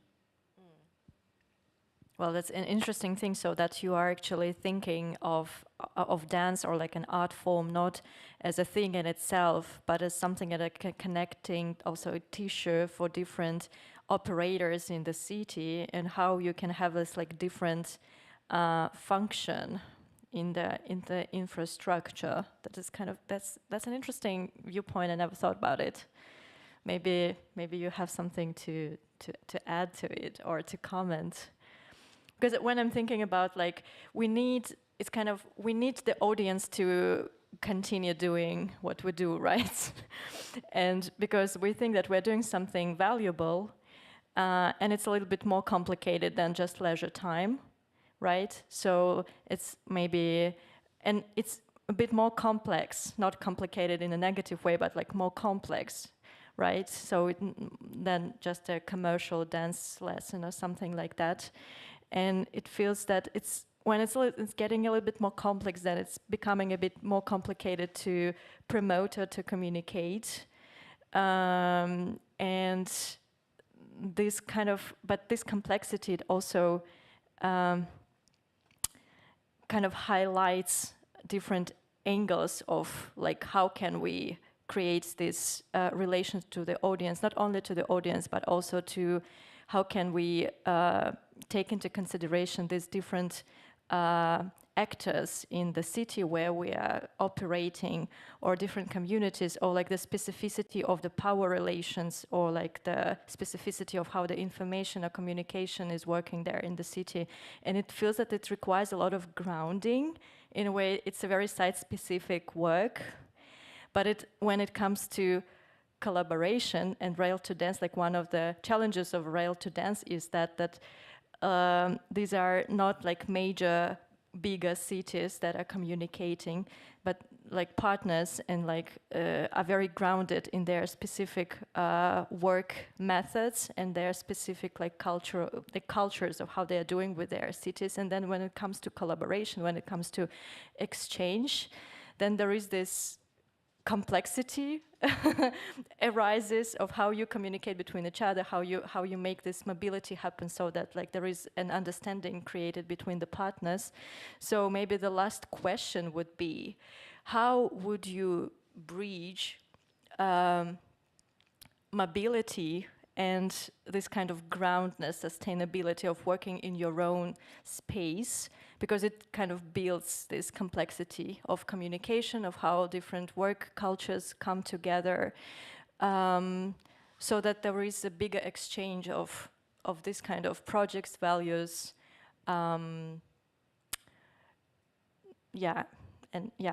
Is it did you understand what I wanted to ask? Sorry. No, I'm just thinking that we are all talking about our work practices on the spot, and we both came to the conclusion that it requires a lot of understanding of the local context. But when it comes to international collaboration and mobility, so when we are traveling and we are trying to engage different working cultures in one project, we are experiencing some challenges of how we meet this new audience, how we place these different practices in new spaces. So the question is, what is the question? Like, yeah. The question is like maybe how did you work with that in Rail2Dance? Because like three of you are like taking part in the project, or like what did you learn from this, like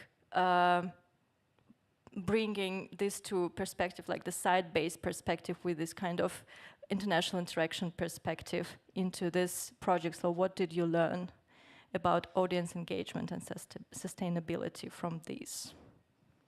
Yes, so maybe it's for Birgit, Katja, and Anthony.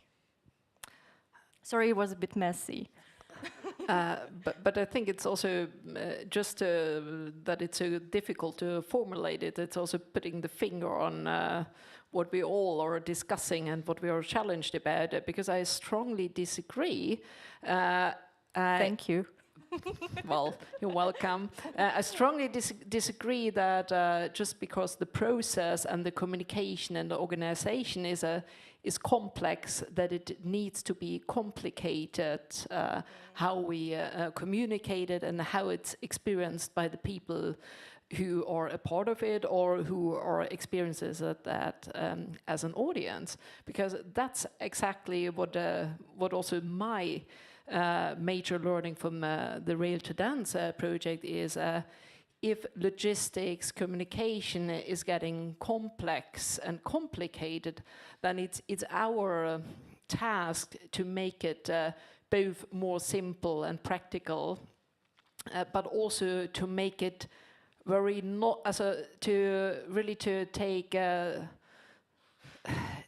to make it complicated for the audience to understand what they invited to, really to focus on what are the relevant topics the artists are taking up when they are entering public space, but also why should that be a relevant, or why should that be fun to be a part of? This doesn't mean that it's not complex or that it's banal or easy to take part, but it just makes it easier to access. So really to keep the processes more in the hidden space, but to focus on simple and very practical solutions. So I think that's my takeaway, to try to keep it as simple as possible, both in the conversation and in the communication, but also how to communicate to the audiences. Mm-hmm. Yeah, thank you. Katja doesn't want to reply. Anthony. What did I learn? I learned that my expectations are really high. +1.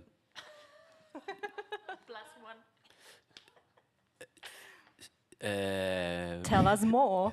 Tell us more. Okay, so I'm used to directing people and making an artistic production or intervention in some fashion. That my role within this was not to do that. It was something else. So I had a personal battle to go. It's not about how I would do it. It's about facilitating other people's ideas and process and practice. And that was a particular challenge for me, I guess. Aside of all that, I think it's been a lot of smaller things. Like we've spent so much time over years now talking endlessly by email and Zoom and Skype before even. And there's loads of things that all the partners have said about what they do within their organizations, how they approach different things, or this project that we're doing, and blah, blah, blah, blah, blah. And that's been gold dust for me, just to go, just to see what common challenges there are, and what novel and interesting ways people are finding to look at those things, or just in terms of operations. I think there's been loads of small little things that I've found really useful to go, how could I work with that as an idea? I'll stop there. Okay, thank you. So I propose that we are maybe wrapping it up now, because I think that's it. It's like 1:45. And I apologize that the end was a little bit like messy, but we will keep all these ideas and take them through the rest of the discussion of the conference. And I think we will come back to all these questions in our last panel discussion, where we'll be talking about, like from the partner side, also about Rail2Dance and all these learnings and like sustainability and working with the audiences. So I just would like to thank you. I think it was really interesting and very rich exchange.